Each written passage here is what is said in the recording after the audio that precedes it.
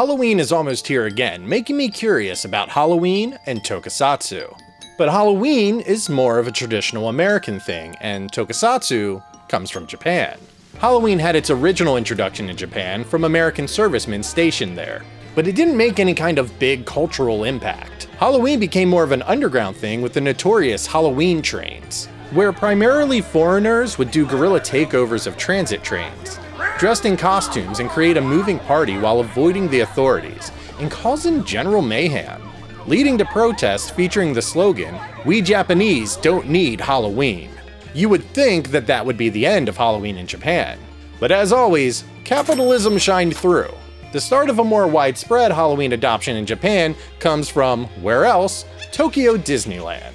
In 2000, Disneyland introduced its first Halloween event, and it grew bigger and more prominent in subsequent years. Universal Studios Japan adding their Halloween Horror Nights close behind.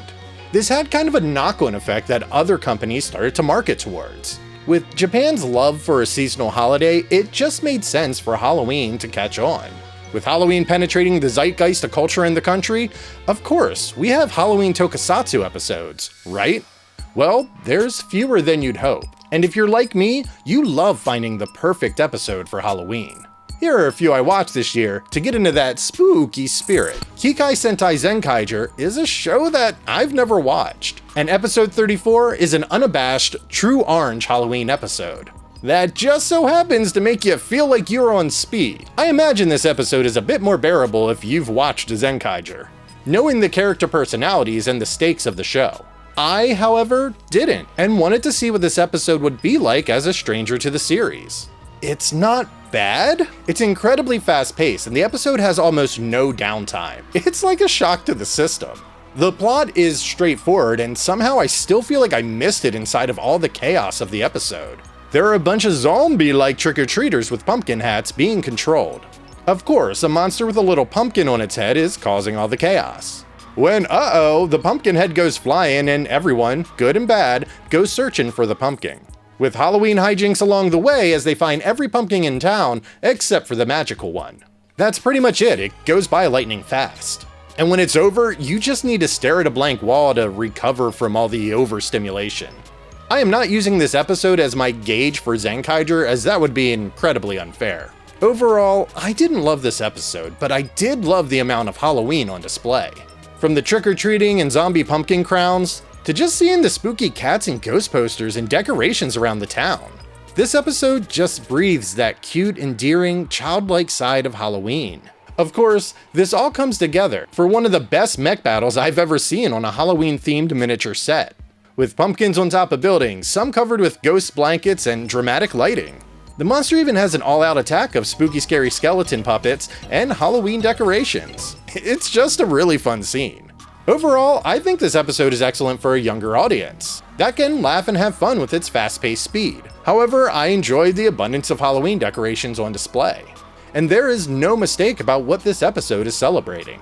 If I knew a little bit more about Zenkaiger, this would have elevated the experience. Especially since it seems like there was a big reveal moment for one of the bad guys. That was utterly wasted on me. This episode is probably my least favorite of everything I watched this year. But maybe it's more for you than it was for me.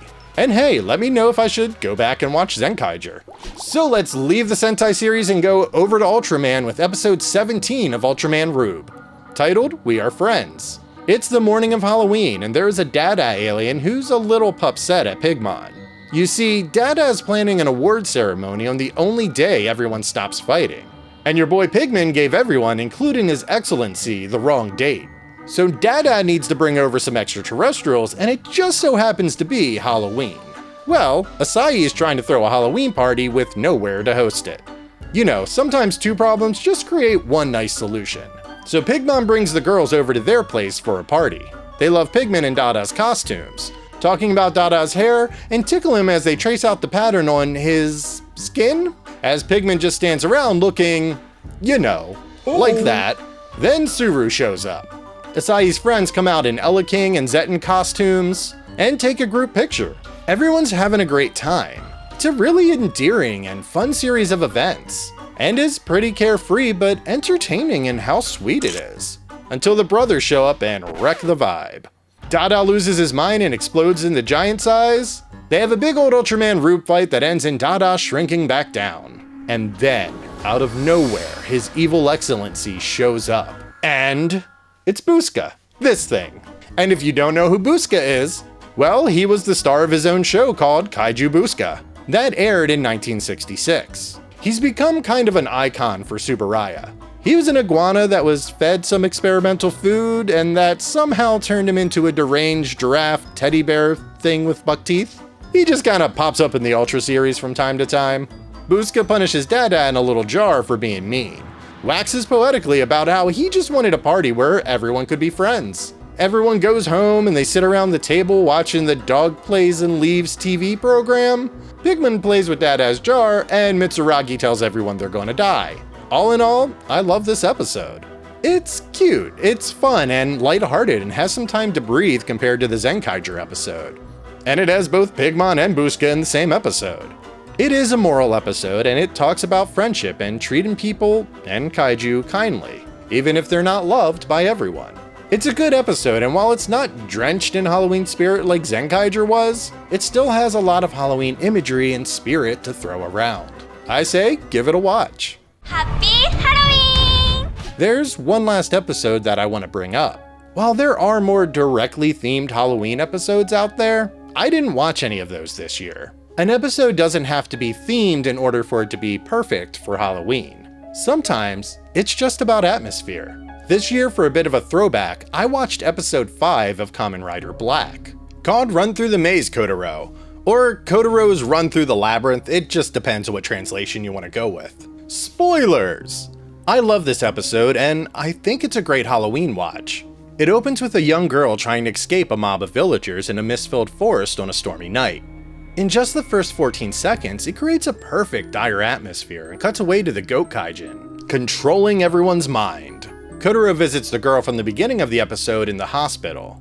The Goat Kaijin telepathically reaches out to her and she tries to unalive herself by jumping off the roof of the hospital. The evil organization Gorgon wants to harness this power to ruin a peace conference. But that's really in the background. It's creating this nice blank canvas for Kotaro to just run into a creepy village.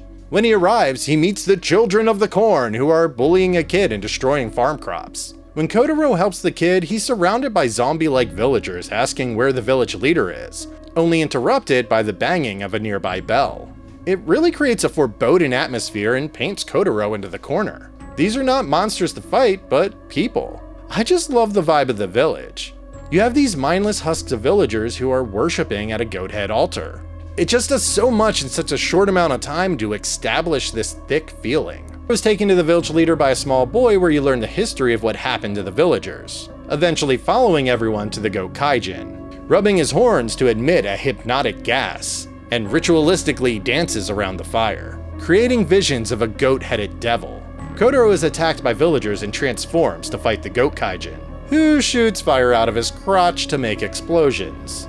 Obviously, Kotaro breaks the mind control for the villagers, but this is just such a great episode for Halloween. It's a lesson in how to make every second of your episode's runtime count, without over-explaining and giving you so much insight into this little corner of the Kamen Rider Black world. I just can't get enough of this Kaijin design. He has a star altar behind him, and he uses fire as his element, and it visually just works for me. If I had to find something to criticize, I may say that there are cuts to Gorgam that are remarking on using the Goat Kaijin. And honestly, I know this era of Kamen Rider always tried to keep the villains at the heart of everything, but they add very little to this story. I think just seeing the Goat Kaijin controlling these villagers would have been enough.